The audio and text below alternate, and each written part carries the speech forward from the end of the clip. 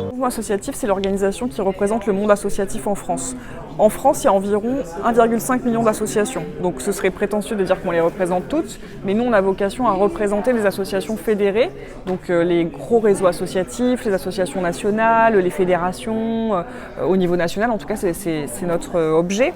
Donc on fédère environ une association sur deux, pas loin, enfin, un peu plus de 700 000 associations, on va dire, autour de grands secteurs, le sport, la culture, les familles, le sanitaire et social, l'éducation populaire, la jeunesse, le tourisme social, etc. Enfin vraiment, ce n'est pas une liste exhaustive, je précise tout de suite.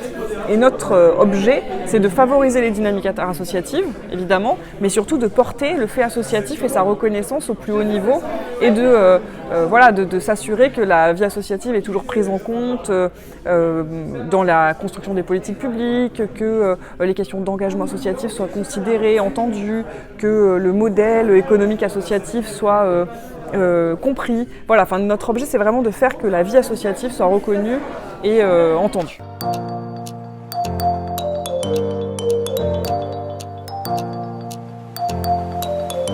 Les associations, moi je trouve ça marrant parce que si on réfléchit bien, tout le monde connaît les associations. Si tu demandes à quelqu'un dans la rue qu'est-ce que c'est une association, tout le monde sait, enfin tout le monde connaît une association. Donc c'est extrêmement connu a priori, mais quand on creuse un peu, les gens ne savent pas ce que ça représente. C'est à la fois extrêmement populaire et en même temps très partiellement connu, ou plutôt très partiellement compris.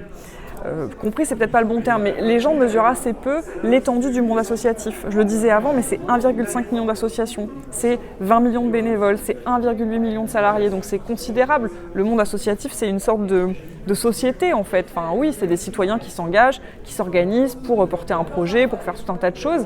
Et je pense qu'on a encore beaucoup à gagner pour ce qui est de la visibilité du monde associatif. Après, pour ce que ça rapporte à la société, que serait la vie sans les associations? C'est l'objet d'une grande campagne que le mouvement associatif avait lancée en 2001, je crois, il me semble, au moment du centenaire de la loi. Et en fait, s'il n'y a pas d'association, il n'y a pas grand-chose. Enfin, il n'y a pas grand-chose, il ne faut peut-être pas exagérer, mais en tout cas, il n'y a plus grand-chose. De manière très concrète, les associations gèrent, plutôt 90% des clubs de sport sont sous statut associatif.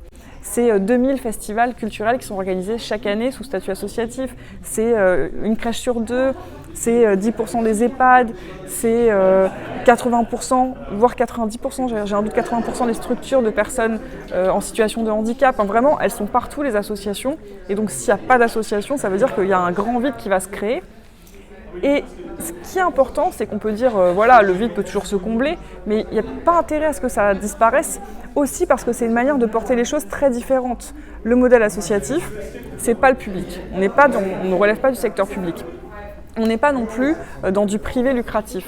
Et ça nous donne une grande force, parce que ne pas être dans le public, ça nous confère une grande agilité, il faut quand même le dire. On a des processus de décision qui sont a priori un petit peu plus rapides. Et le fait d'être dans un modèle non lucratif, ça veut dire qu'on porte nos projets non pas dans une logique de rentabilité.